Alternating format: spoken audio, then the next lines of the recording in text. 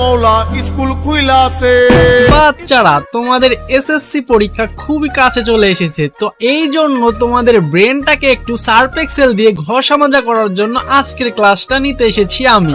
এই তুমি দাঁড়াও তো, বলো তো কতে কি হয়? কচু বনে হেগে গেল কালো কুকুরে, কচু বনে হেগে গেল কালো কুকুরে।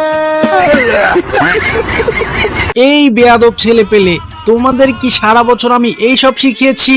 তোমাদের পিছনে সময় ব্যয় করায় আমার ভুল হয়েছে। বসো।